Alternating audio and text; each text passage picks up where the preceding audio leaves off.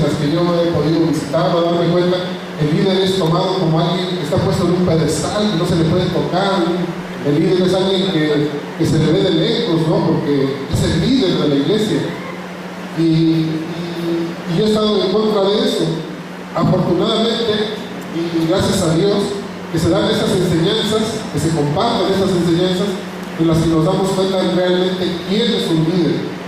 Líder es el que está dispuesto a servir, el que Dios usa, tiene el privilegio de ser usado por Dios, pero para servir, para estar abajo de los demás, no para estar arriba, ni para presumir, ni para tener gloria personal. Toda la gloria siempre será para Dios, nunca una gloria personal. Y le doy gracias a Dios que me da la oportunidad de compartir estas enseñanzas junto con mis hermanos que ya pasó mi hermano Paco y los que están todavía por pasar, para aprender más acerca del liderazgo y de lo que Dios quiere, porque la Escritura nos enseña todo, ahí está todo, nos enseña cómo ser un buen líder. El tema que me invitaron a compartir se llama actitudes que determinan el éxito, actitudes que determinan el éxito de un líder, de alguien que trabaja para Dios. Y la palabra éxito, cuando hablamos de éxito, no estamos hablando de un éxito personal, sino un éxito que dé la gloria y la honra al Señor. Amén. Antes de iniciar, antes de dar inicio, les voy a pedir que se pongan de pie. Vamos a leer un versículo de la Escritura y vamos a orar al Señor para que tome control de mi vida, de lo que se vaya a compartir, de mis palabras. Les voy a pedir también que ustedes me pongan en las manos de Dios en su oración. Voy a darle lectura primero. Abran sus Biblias en Génesis 1, verso 27.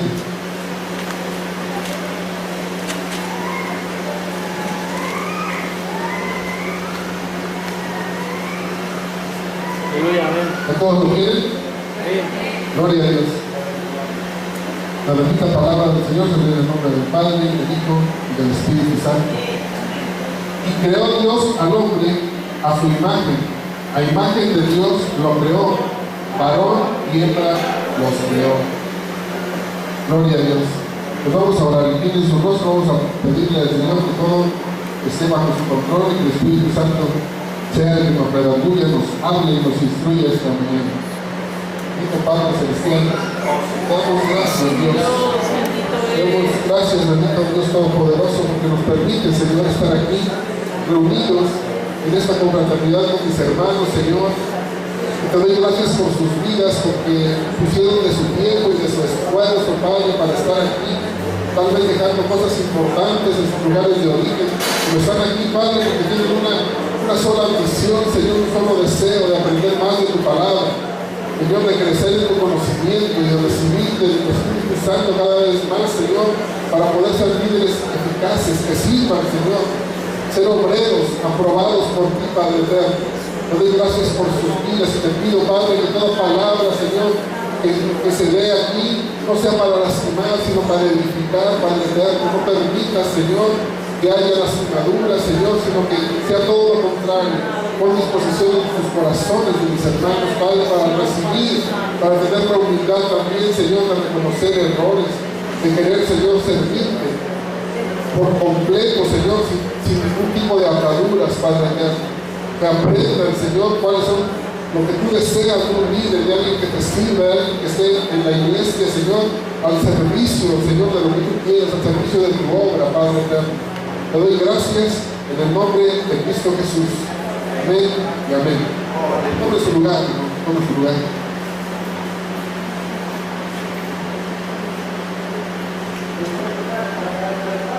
Esta enseñanza tiene un propósito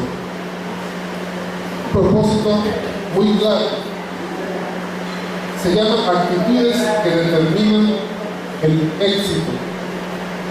Y el propósito de esta enseñanza es que cualquiera que sea un líder, alguien que esté sirviendo en su iglesia, comprenda cuáles son las actitudes que debe tener para obtener éxito en su ministerio.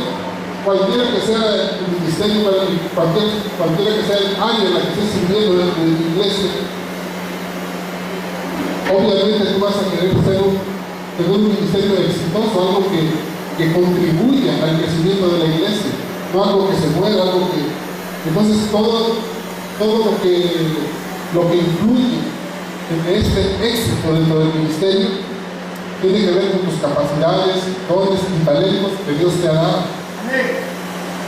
Pero todas estas capacidades, dones y talentos no sirven de nada si tú no sabes tratar a la gente que tienes a tu cargo, a la gente que te rodea, a la gente que va a apoyarte en ese ministerio, porque no vas a estar solo. La Biblia siempre nos habla de que somos un cuerpo y que ese cuerpo consta de muchos miembros. Y si tú sirves en la iglesia, obviamente vas a tener gente a tu alrededor que te va a apoyar, que va a estar contigo, que va a hacer el trabajo junto contigo. Si tú no sabes tratar a esas personas que te están apoyando, que te están ayudando dentro de ese ministerio, va a ser un fracaso. Debes saber tratar a la gente. Entonces, esos puntos vamos a ver cómo quiere Dios, qué actitudes pide Dios de ti para poder servir al interior de la iglesia. Leí varias definiciones de actitud para entender un poco más lo que es la palabra actitud y tengamos un panorama más amplio de lo que es la actitud. Le voy a dar lectura. Actitud, manera de estar alguien dispuesto a comportarse u obrar. Manera de estar alguien dispuesto a comportarse o a obrar. ¿Sí? ¿Se entiende la definición? Actitud.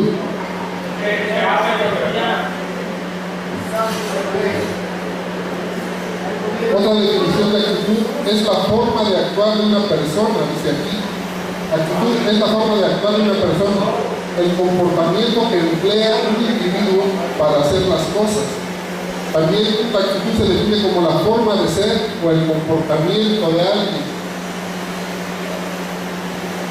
Es importante notar que dentro de las definiciones dice que es la forma de ser o el comportamiento. En otras definiciones dice el comportamiento aprendido.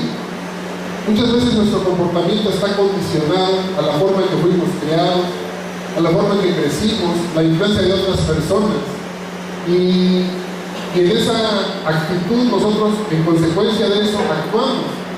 Porque tenemos prejuicios, tenemos pensamientos, tenemos muchas cosas que condicionan esa actitud que vamos a tener hacia los demás. Y es importante que nos demos cuenta cuál es esa actitud, que nos analicemos a nosotros mismos para saber si nuestras actitudes son conformes a lo que Dios quiere de nosotros. Cuando nosotros, hermanos, tenemos ciertas actitudes, todas esas actitudes forman parte de nuestro carácter como personas. Gloria a Dios. Aleluya. Ya se me dio. Para que no se distraigan. Todas las actitudes que tenemos forman parte de nuestro carácter. Este carácter, hermano, determina nuestro ministerio. Si nosotros tenemos un carácter aislado, un carácter violento, definitivamente las personas que nos rodean van a notar ese carácter y van a tener un concepto de nosotros en el cual no van a tener una confianza para acercarse a nosotros porque nuestro carácter no es apropiado, definitivamente. Pero el carácter, hermano, requiere de una formación. ¿Y quién nos da esa formación? ¿Quién nos forma a nosotros? Nosotros somos barro, ¿quién es el alfarero? Definitivamente Dios. Nosotros debemos, para ser formados, debemos disponernos a ser formados, dejarnos ser formados, dejar que el alfarero manipule el barro, y aunque te duela muchas veces, dejar ser manipulados por Dios. Eso requiere tiempo, disposición y perseverancia. Dicho en otras palabras, es tiempo, dinero y esfuerzo. no dejarse vencer. La Biblia nos habla acerca del tiempo. En Hechos 7:30 vamos a ver qué nos dice Hechos.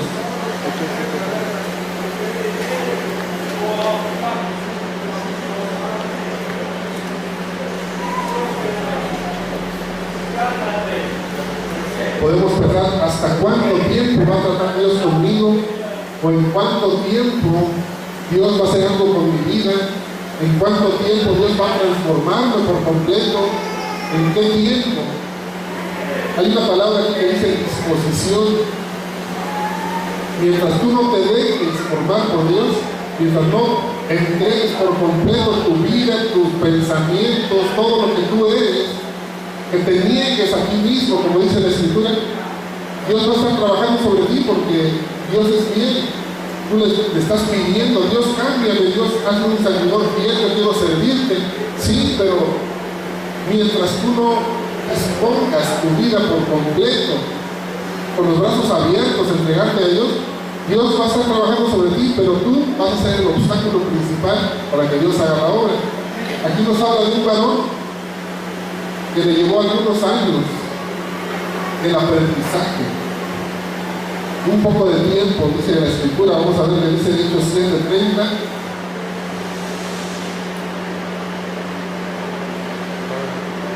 Dice la Escritura: pasados 40 años, un ángel se le apareció en el desierto del monte Sinaí, en la llama de fuego de una zarza. Entonces Moisés, mirando, se maravilló de la visión, y acercándose para observar, vino a él la voz del Señor. ¿Cuánto tiempo le llevó a Moisés ese aprendizaje? 40 años en el desierto. Cuando hablamos de la palabra desierto, estamos hablando también de una simbología. Cuando el desierto viene a la vida de un cristiano, es cuando hay escasez, cuando hay problemas, cuando Dios está tratando con tu vida. Si tú estás pasando tal vez por un desierto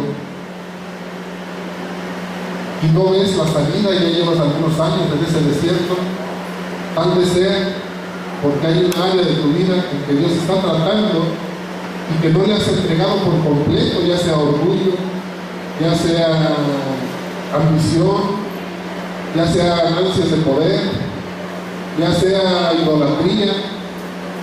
Hay muchas áreas de nuestra vida en las que Dios puede tratar, y si estás pasando por un desierto, puede pasar 40 años y Dios va a seguir tratando contigo hasta que tú cambies. Hace unos pocos días estábamos platicando con los varones en unas enseñanzas que estamos tomando en el Ministerio de Varones, y hablábamos que cuando nosotros llegamos a Dios, antes de que alguien nos hable de la Escritura, antes de que alguien nos predique, Dios habla de que tenemos un libre albedrío. Nosotros podemos escoger seguir a Jesucristo o irnos al mundo definitivamente y no aceptar nada de las cosas de Dios. Dios nos da esa posibilidad, nos da esa libertad. Pero una vez que tú ya aceptaste al Señor en tu vida, ya oraste, tuviste un momento, yo le llamo un momento de lucidez en tu vida. Porque cuando estamos en el mundo estamos cerrados, somos como animales.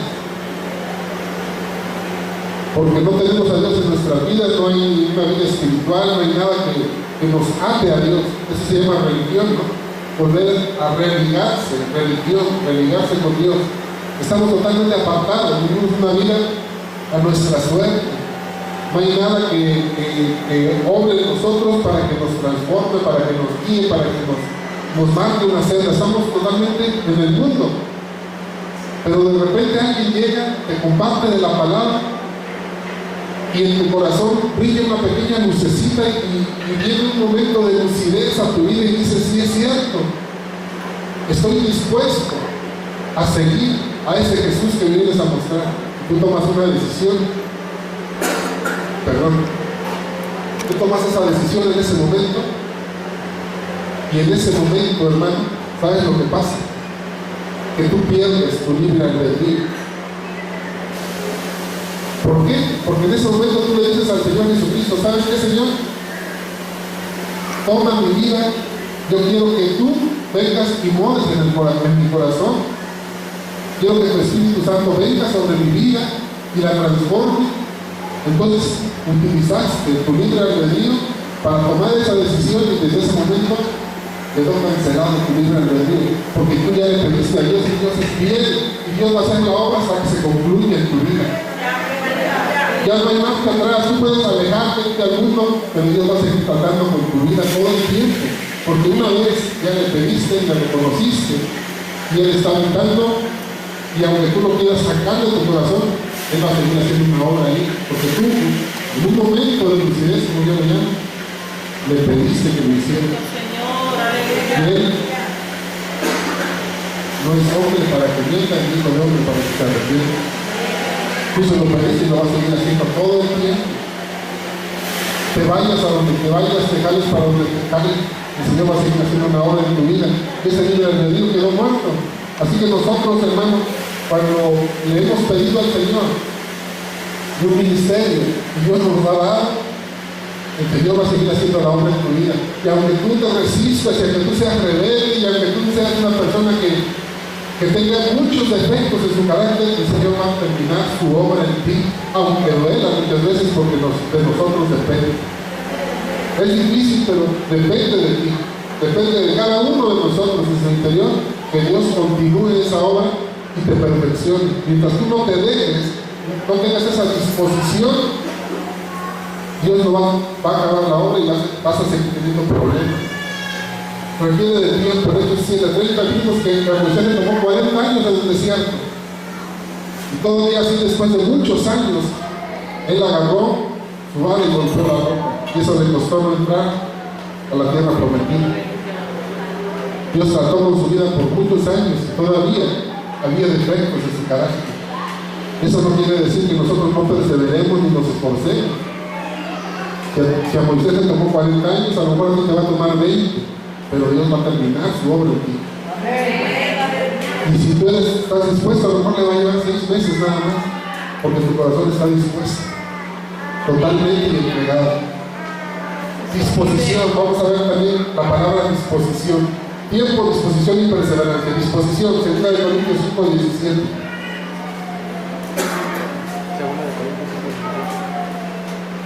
Segunda de Corintios 5:17.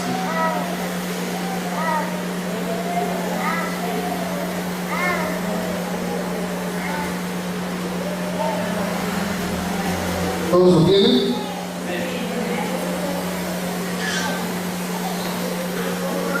De modo que si alguno está en Cristo, nueva criatura es. Las cosas viejas pasaron, he aquí todas son hechas nuevas. Pero se necesita disposición.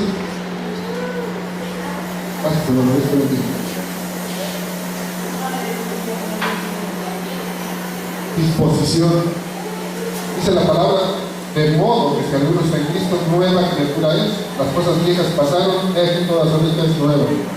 Dios va a empezar a hacer una obra nueva por completo en ti, en todas las áreas, en tu vida personal, familiar, espiritual. Va a empezar a hacer una obra nueva, pero es necesario que Él vea tu disposición. El hombre no se puede formar por sí mismo. El Espíritu Santo tiene que venir y hacer la obra en él, trabajar duro en el carácter del hombre, pero depende de cuánto tú le permitas a Dios trabajar en tu vida. No es un arte de magia. También habla de perseverancia. Vamos a ver qué nos dice Proverbios 4:18.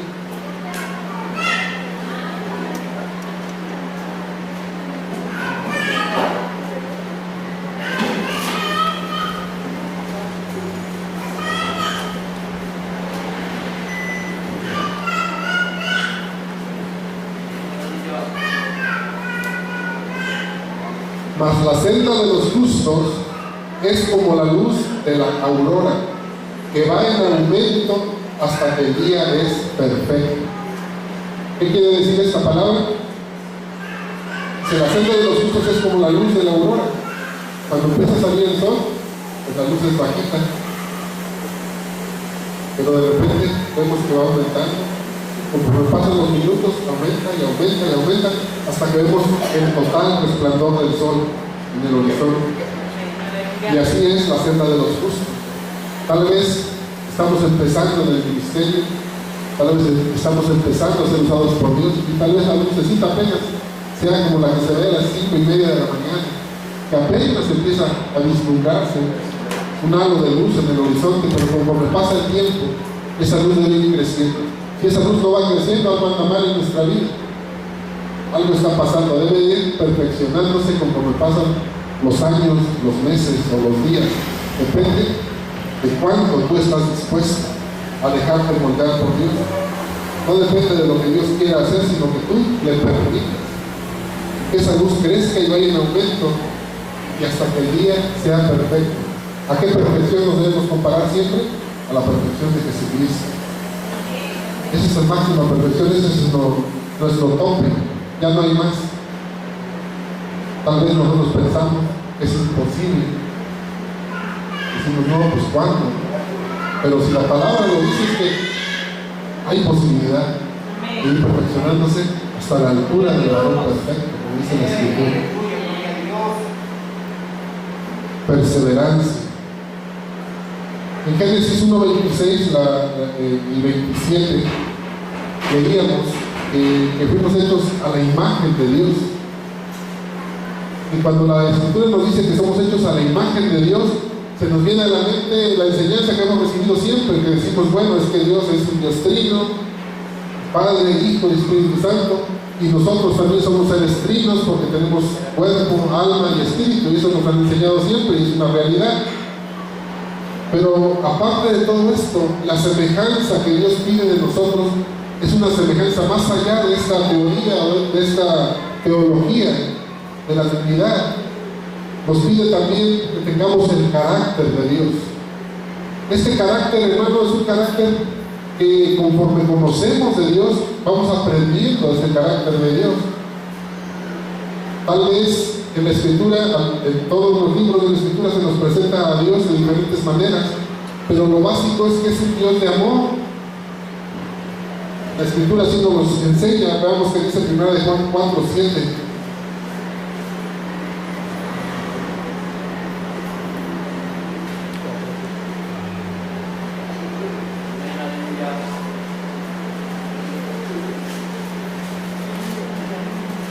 De Juan 4:7.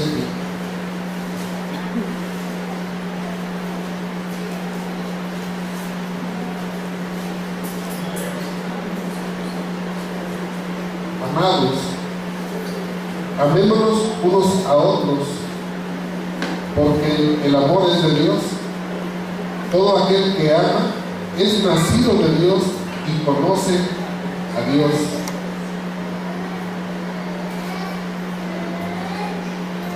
Y en el verso 16 también nos habla acerca del amor y nos dice, y nosotros hemos conocido y creído el amor que Dios tiene para con nosotros. Dios es amor, y el que permanece en amor, permanece en Dios y Dios en él. Cuando nosotros servimos y nos comportamos en esa semejanza de Dios, vamos a ser líderes eficaces, efectivos y exitosos en nuestro ministerio. Cuando nosotros obramos en amor, no tratando de obtener una gloria personal, no tratando de perseguir ganancias deshonestas, no tratando de trabajar solamente para ser vistos por otros o para obtener la aprobación de alguna persona en especial, solamente obrando en el amor de Dios, es cuando va a haber éxito en el ministerio. Debemos seguir el ejemplo de Jesús. Vemos que dice Mateo 5:44.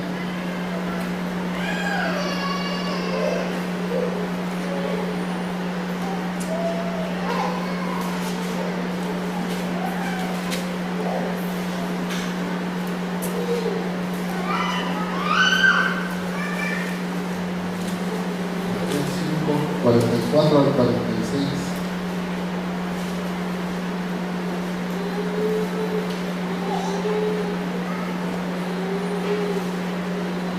El Señor Jesucristo no tenía enemigos. ¿Por qué? ¿Por qué no tenía enemigos el Señor? Porque los perdonaba, porque oraba por ellos. Tú no puedes tener enemigos. Alguien puede ser enemigo tuyo, pero si tú no lo consideras tu enemigo, no es tu enemigo.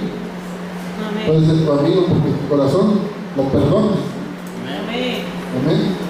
Y la palabra lo vemos reflejado en Mateo 5, 44 y 46. Dice: pero yo os digo, amad a vuestros enemigos, bendecid a los que os maldicen, haced bien a los que os aborrecen, y orad por los que os ultrajan y os persiguen, para que seáis hijos de vuestro Padre que está en los cielos, que hace salir su sol sobre malos y buenos, y hace llover sobre justos e injustos.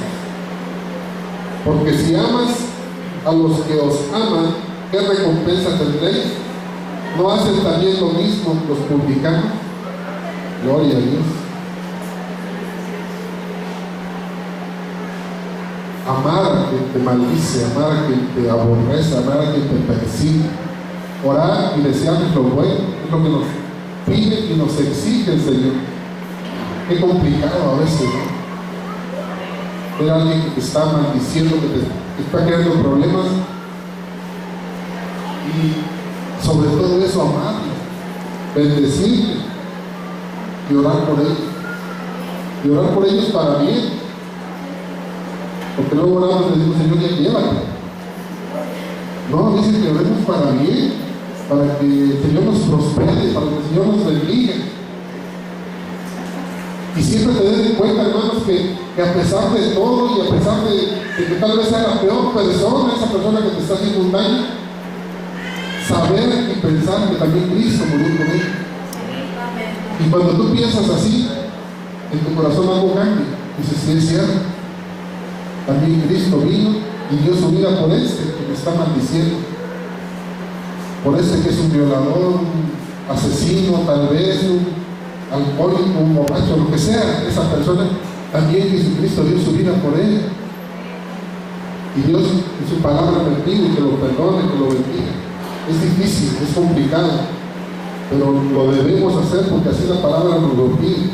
Y si nosotros no somos capaces de hacer eso, pues tampoco vamos a ser capaces de bendecir o de llevarnos bien con nuestros propios hermanos, porque la palabra nos habla también de soportarnos los unos a otros, porque no todos los hermanos, aún estando en la iglesia, aún viniendo los domingos y están juntos acá, no son personas perfectas y también te van a crear problemas. Yo siempre he dicho que los peores problemas y las amarguras más grandes siempre las he recibido de hermanos de la iglesia. Es triste, pero es una realidad. Pero la Biblia te manda que los perdones y que los bendigas. Y así debe ser, ¿no? A pesar de todo y a pesar de todas las cosas, bendecir. Y ese es el carácter de Dios, un carácter de amor, un carácter misericordioso, también nos dice la Escritura. Dios es misericordioso. Pues Dios te exige también que tú tengas misericordia. ¿Qué es la misericordia? En el diccionario encontré que la misericordia es la capacidad de compadecerse de los trabajos y miserias ajenas. Pero el diccionario dice que la misericordia no solamente es un pensamiento, sino que debe llevar consigo una acción. Entonces, cuando tú tienes misericordia de alguien, no solamente vas a sentir pena y lástima por esa persona, tal vez, sino que vas a tomar y vas a actuar en consecuencia, dice el diccionario. ¿Qué quiere decir esto? Que si tú tienes misericordia por alguien que está desnudo, pues le vas a dar el vestido. Si tienes misericordia por alguien que está pasando hambre, que escasez, pues le vas a proporcionar en la medida de tus posibilidades el alimento. Esa es la misericordia, no solamente sentirlo, sino actuar en consecuencia. ¿Sí? De eso nos habla el que sea Dios misericordioso. Porque ¿de qué nos serviría que Dios tuviera misericordia de nosotros si no nos diera lo que necesitamos? Cuando le decimos al Señor: Señor, ten misericordia de mí, le estamos diciendo: estoy pasando por este problema, pero quiero que me des una solución a mi problema. Y eso mismo nos exige el Señor, que si tú tienes misericordia de alguien, hagas algo por esa persona por la que estás sintiendo pena. Otra de las características de Dios es que es un Dios perdonador. Y nosotros oramos siempre: Señor, perdóname, Señor, perdóname por eso, Señor, perdóname por lo otro. Nunca, ningún día he orado sin pedirle perdón a Dios. Es, yo creo que la base de todas las oraciones que tenemos. Siempre le pedimos perdón: Señor, perdóname por esto que hice, por esto que dije, por esto que pensé, por esto que hice mal, por esto que omití. Pero siempre dentro de las oraciones es estarle pidiendo perdón a Dios. Pero Dios nos dice, cuando Jesucristo nos enseñó esa oración, nos dice: perdónanos nuestras ofensas, así como nosotros también perdonamos a los que nos ofenden. Ese es el carácter que Dios exige de nosotros, porque Él no nos da menos. Él siempre nos da más de lo que nos exige. Otra característica que debemos tener como líderes es la integridad. ¿Cómo vamos en tiempo, hermano? La integridad. Integridad equivale a rectitud. Y la integridad produce confianza en los que te rodean. Dios no va a poner en las manos de alguien, en un líder, que sepa alguna cosa, o que alguien, que venga un hermano y te cuente alguna situación, tal vez vergonzosa, tal vez una situación difícil para él, y que lo primero que tú hagas es ir y contárselo o decirlo desde el altar. Muchas veces así sucede. Te acercas a alguien y en la primera oportunidad esa persona lo predica desde el altar y te pone de ejemplo, y hasta con tu nombre y todo. ¿Qué siente uno cuando pasa algo semejante así? Dice uno: pues jamás le vuelvo a contar a este hermano lo que me está pasando. ¿Por qué? Porque no tiene rectitud en su vida, no tiene integridad. Si no tiene forma de refrenar su lengua, o simplemente no tiene la capacidad de guardar en su corazón un secreto o algo que debe quedarse guardado allí. Es necesario que aquel que está sirviendo en la iglesia tenga esa capacidad de alejarse de chismes, de murmuraciones, de obtener esa credibilidad a través de tener integridad, o sea, esa sinceridad y ese, ¿cómo lo podemos llamar? La Biblia habla de templanza también, como un don de Dios, como una cualidad de alguien que está sirviendo a Dios. Y cuando tú te alejas de ese chisme, de esa murmuración, estás enterrando en tu corazón algo que podría dañar a otros. Cuando la Biblia nos dice que hay de aquel que tropieza a uno de los pequeñitos, alguien que está empezando en el Evangelio, y nos dice que sería mejor amarrarnos una piedra de molino. Las piedras de molino eran unas piedras gigantescas en donde se ponía el trigo, la cebada, todos los granos. Es una piedra gigantesca. Si te avientan con esa piedra amarrada a tu cuello, pues nunca sales del agua. Y así dice la Escritura, que te amarras, que sería mejor que te amarraras esa piedra y te aventaras a lo profundo del mar. Sí, porque el Señor reprueba y repudia, aborrece cuando alguien se te acerca con esa confianza de compartirte un problema, de hablarte de algo que está adentro de su corazón, y tú lo primero que haces es regarlo por todo, contárselo a todos los hermanos, incluso hablarlo desde acá del altar. Es algo muy grave para Dios. Hay que tener cuidado con hacer esas cosas, porque lo que estás haciendo es tropezar con una persona, y una persona tropezada y está empezando en el Evangelio es muy difícil que se vuelva a levantar, es muy complicado. Esa es parte de la integridad de un cristiano. Vamos a ver qué dice Proverbios 18:13.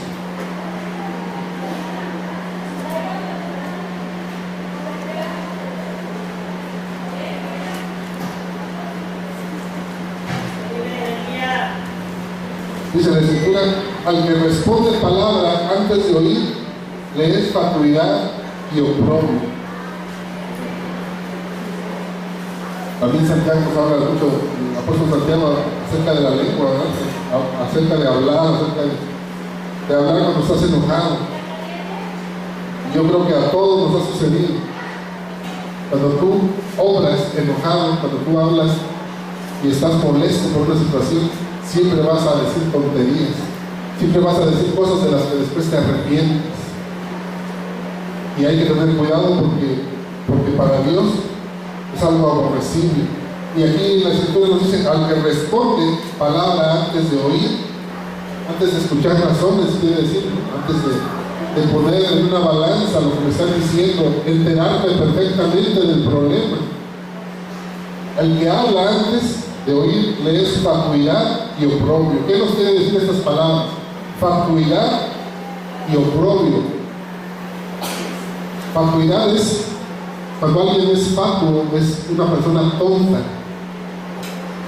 es una persona con poca capacidad intelectual. Ese es un fatuo. Y cuando actuamos así, la Biblia nos define como tontos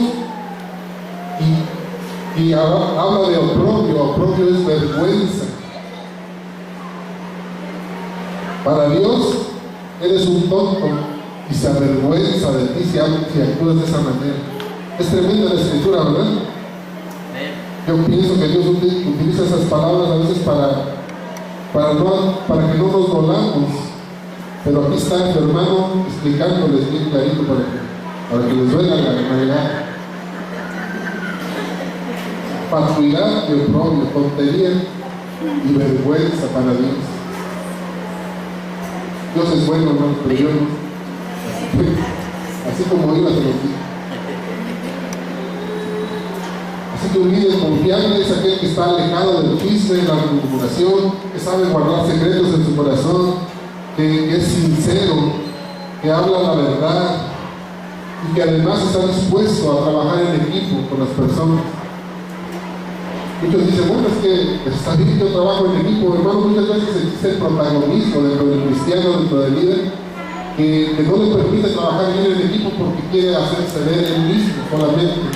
Y si otro trabaja a su lado y si otro hace las cosas, pues a lo mejor va a tener que compartir la gloria humana y terrenal de haber hecho algo bien, de haber realizado un evento, de haber hecho una obra de teatro, no sé, tantas cosas que se hacen en la iglesia, y muchos no quieren compartir esa gloria personal, quieren hacerse ver y notar ellos mismos, que los vean y que el pastor diga: no, pues este hermano sí trabaja, sí tiene capacidad, tiene experiencia, Dios lo usa grandemente, pero quiere verse en ellos.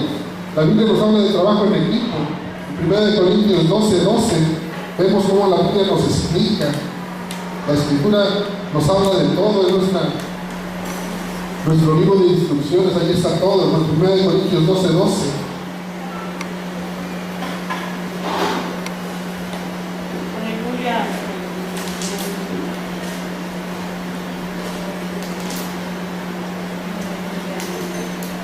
Del 12:12 al 18 vamos a darle lectura.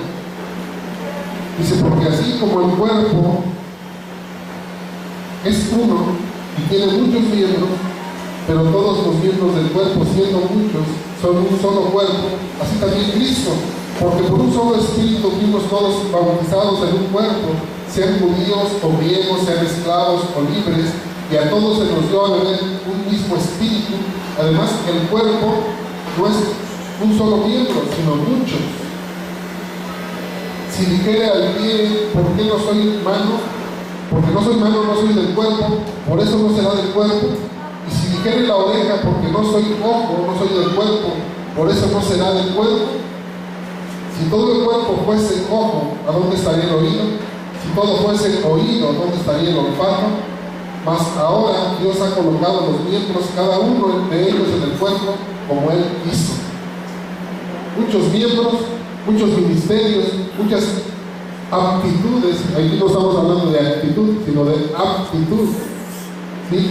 Muchas aptitudes, muchos talentos delegados a muchas personas que están al servicio también de la iglesia. Y cuando nosotros nos dan un ministerio en nuestro cargo, todos esos hermanos que tienen todas esas cualidades, Dios los puede usar para que ese ministerio crezca y sea para el crecimiento de la iglesia, para la expansión del evangelio, para la gloria del Señor.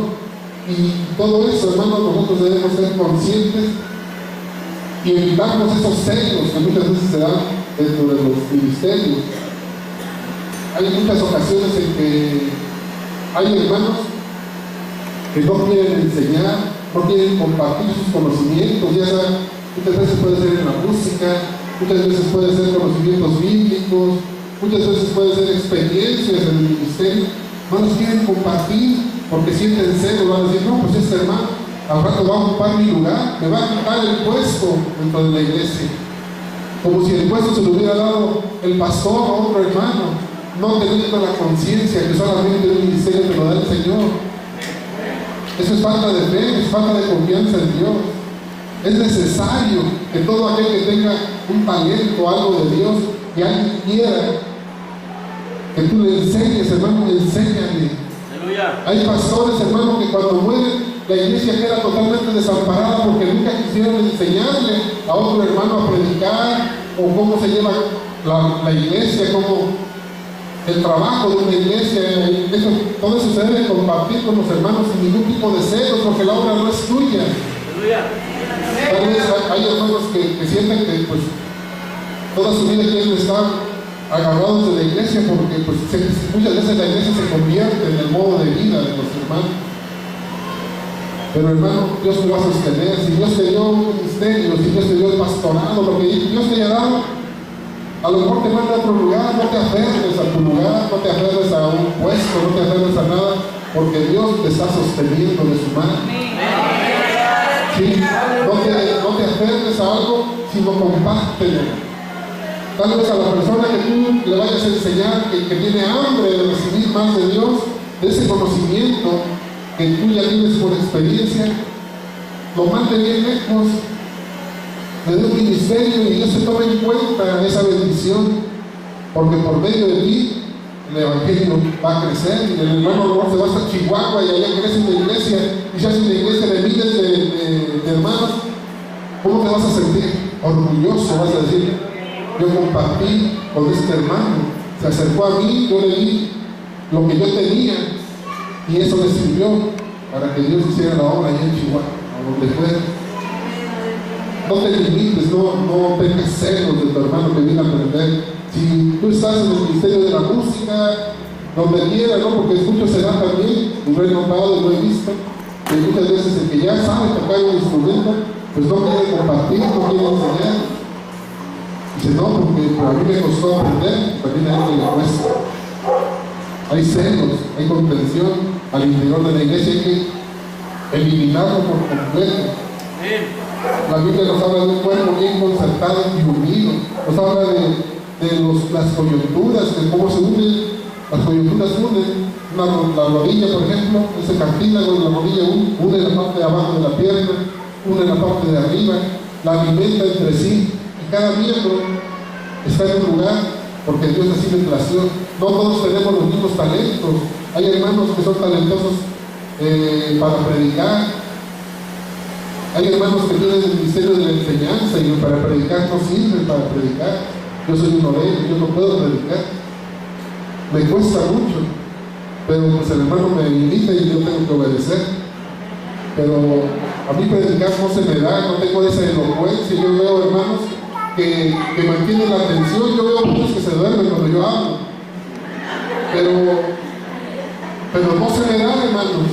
Pero hay hermanos que, gloria a Dios, los usan de una manera tremenda cuando predican, que tienen poco tiempo predicando y uno los ve que se desarrollan, se desenvuelven, gloria a Dios por su vida. No les quiero echar flores, pero la hermana Diana es uno de ellos. Yo le he visto cómo predica y digo, ay Señor, yo quisiera predicar así, porque la hermana tiene algo para predicar.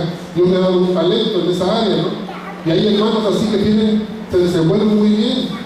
A mí me cuesta porque no tengo mucha labia, mucha palabra, ¿no? Pero pues si Dios me pide que esté aquí, hermano, pues aquí estoy compartiendo lo que yo puedo, lo que he aprendido, lo que Dios me da.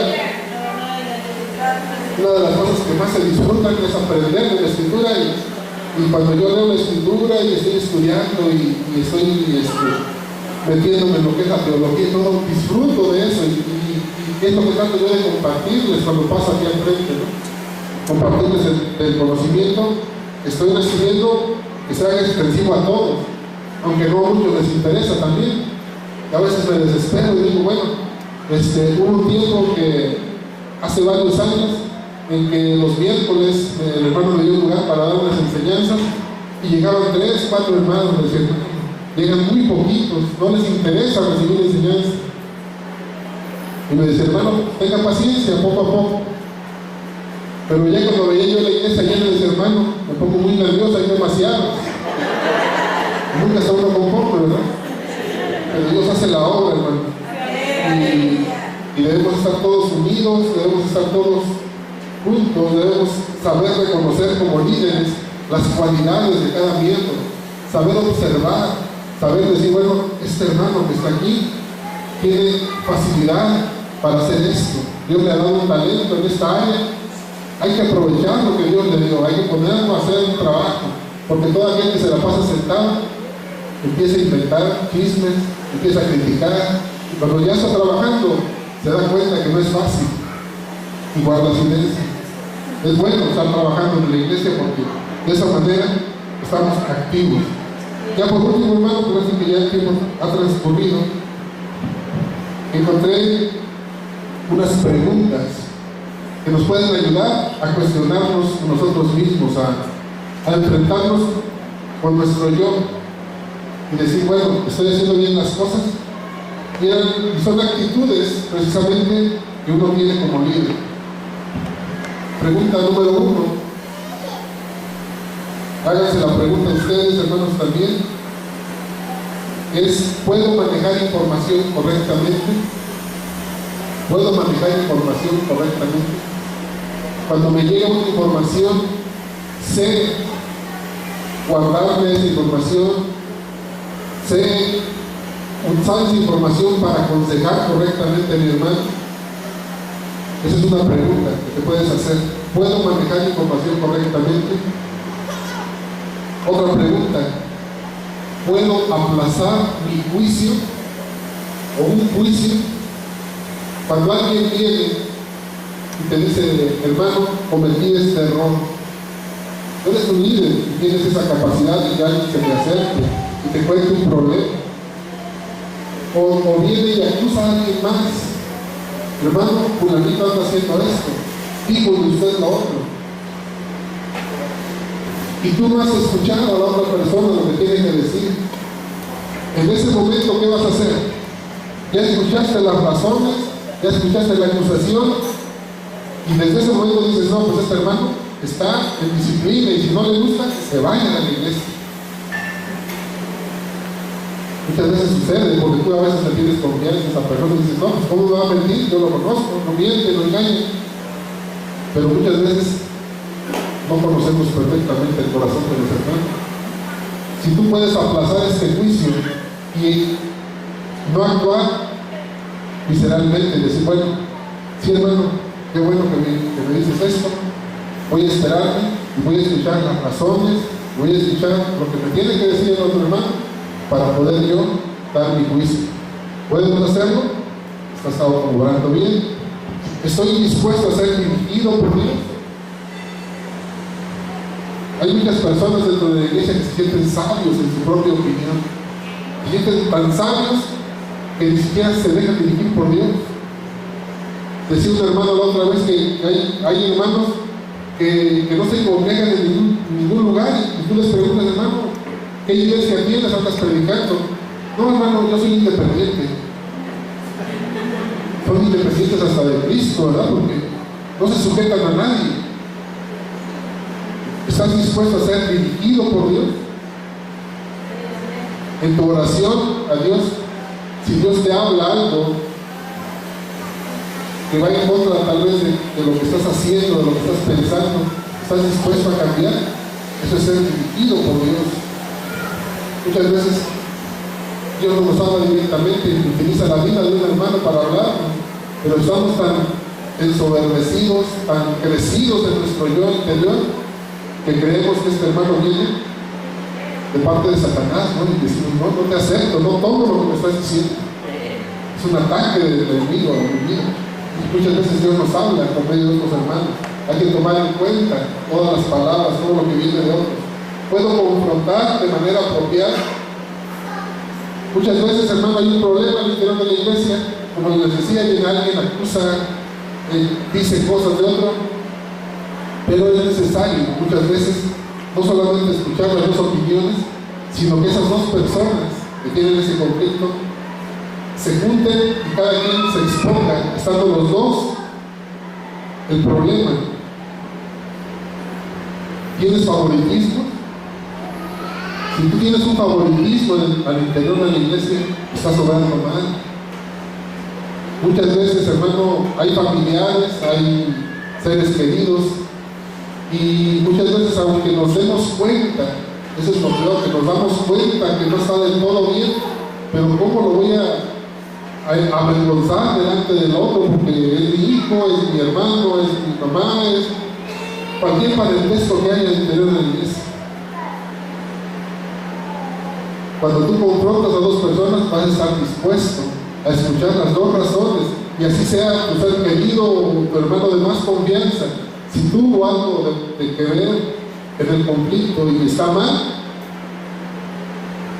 si tú quieres ser recto delante de Dios, vas a tomar cartas en el asunto, no importando quién sea la persona o el afecto que tú sientas hacia esa persona. Hay que actuar justamente y rectamente. Salomón nos puso el ejemplo. Hay que actuar con justicia. Tengo miras amplias. Un líder debe tener las miras amplias, ver más allá, ser capaz de tener unas metas que tal vez pasen muchos años para que se cumplan, pero esa meta perseverar hasta que se cumpla. Miras amplias. Tengo un temperamento de sí puedo,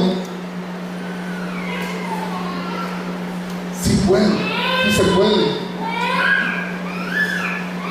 Muchas veces en el mundo eso se le llama positivismo y es algo malo, porque están confiando en sus propias fuerzas, están confiando en lo que yo puedo hacer, en mis capacidades como persona, en mi capacidad intelectual.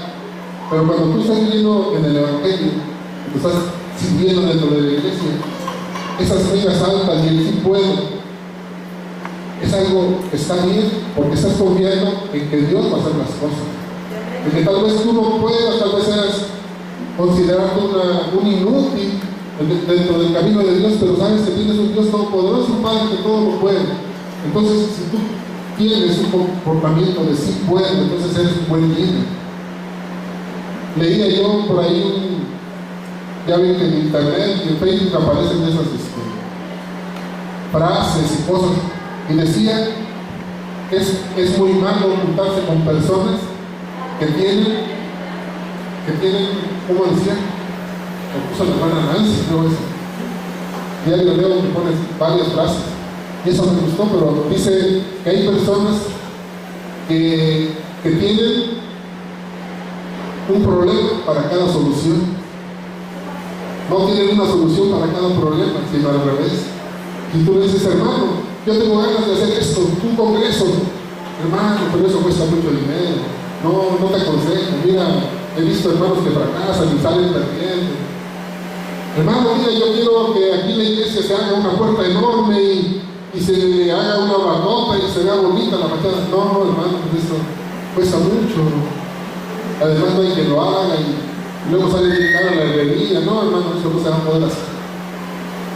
Y cada cosa cada buena intención, cada proyecto que tú tienes, hay hermanos que te dan todo lo negativo de esas cosas, para desanimarte, para que no te animes, para que no lo hagas. Entonces, hermano, el comportamiento de sí puedo, el temperamento de sí puedo, es decir, hermano, tal vez sea complicado, pero en lo que yo pueda ayudarte, ahí voy a estar. Esfuérzate, enséñame tu proyecto, vamos a ver las posibilidades, vamos a ver.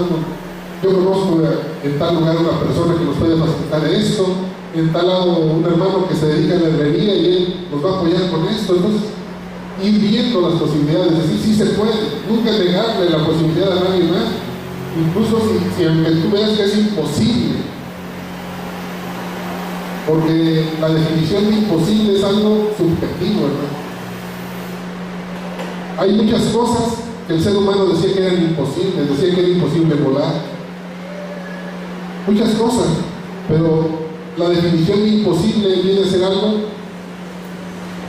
que esa definición desaparece hasta que alguien lo hace. Cuando alguien llega y lo hace, hermano, esa cosa ya deja de ser imposible y se hace posible. Cuando alguien vino, se puso a pensar y tenía un sueño en su cabeza de poder volar, hasta ese momento volar era imposible, pero cuando llegaron los hermanos Wright y crearon el primer avión, volar se hizo posible. Si ahora tú le preguntas a alguien, volar es imposible, decir no, hay muchos aviones, hay muchas máquinas, hay helicópteros, volar es posible. Y antes, hace tal vez 100 años, 150 años era imposible para el mundo, porque nadie lo había inventado, nadie se había propuesto volar. Así que, hermano, el sí puedo es importante en el ministerio. ¿Estoy dispuesto a asumir mi culpa? Es otra pregunta. Cuando tú estás dentro del ministerio, muchos ojos están viéndote. Y cuando tú cometes un error, muchos se dan cuenta que cometiste un error. Muchos se dan cuenta si mentiste, si estás a perder algo, si algo pasó, pero tú cometiste un error. Y muchas veces, hermano, como no queremos que nuestro testimonio sea afectado, no queremos, nos da vergüenza tal vez la acción que cometimos, negamos las cosas y Dios quiere transparencia. El hecho de que tú reconozcas, hermano, al contrario de que pienses que eso va a terminar con tu ministerio, al contrario, los hermanos se van a dar cuenta que eres una persona transparente, que sabe pedir perdón, que sabe arrepentirse, que reconoce los errores y que sin embargo sigue adelante. Es importante en el ministerio reconocer tus errores. La transparencia, decir, ¿sabes qué, hermano? La regué, pero ¿sabes qué? Vamos a esforzarnos para que eso no vuelva a pasar y vamos a salir adelante. No pasó nada aquí, vamos a pedirle perdón a Dios, y pedir perdón, hermano, no te quita nada. Hay que estar dispuestos a asumir la culpa. ¿Tengo la paciencia de Job? Sería la última pregunta. Ustedes conocen la historia de Job. Lo perdió todo. ¿Y qué decía Job cuando perdía todo? Decía, Jehová dio, Jehová quitó. Y le daba la gloria y la honra al Señor. Gloria a Dios. Pues ese es el tema, hermano, que les puede compartir. Vamos a ponernos de pie, vamos a orar al Señor, vamos a elevar una oración para que Dios perfeccione esa obra que está haciendo en nosotros. Si tú tienes un ministerio, prácticamente los que estamos aquí, todos estamos trabajando para la obra del Señor. Póngase en tus manos. Lo más importante es la obediencia. La obediencia, repite. Bendito Padre Celestial, te doy gracias, Señor, por todos mis hermanos aquí reunidos. Yo te pido, Señor, en el nombre de tu Hijo Jesucristo, que tú pongas en ellos, Padre, ese deseo, así el querer como el hacer en sus vidas, Padre. Que si ellos están pasando por un desierto, Señor, te muestres a sus vidas como ese Dios de amor, ese ser misericordioso, Señor, y nos hables, Padre, como un Padre cariñoso a nuestras vidas, y nos digas en qué estamos fallando, Dios. En qué todavía, en qué área de nuestra vida, Señor, debemos ser perfeccionados, Padre. Pon disposición en sus vidas, para que esa área de su vida que está siendo tratada, Señor, ellos reconozcan ese error por que están pasando tal vez. Ellos acepten, Señor, esa disciplina para que ya no duela, Padre, para que ellos puedan crecer sin ningún obstáculo en sus vidas, para que ellos puedan seguir creciendo para tu servicio, que aprendan el gozo, Señor, de servirte, que servirte, Señor, es un trabajo que lleva consigo lágrimas, Padre, pero que también es un gozo en nuestras vidas servirte, Padre eterno. Ellos tengan esa disposición, Padre, tiempo, dinero, esfuerzo, que todo vale la pena, Señor, sembrar, Señor, en tu obra, Señor, para cosechar después. Porque tú no te quedas con nada, Padre. Yo lo he visto en mi vida y reconozco, Señor, que he cometido errores, Padre, pero que tú siempre has estado a mi lado, Señor. Yo te pido, Padre, que si mis hermanos, Señor, están pasando un problema difícil,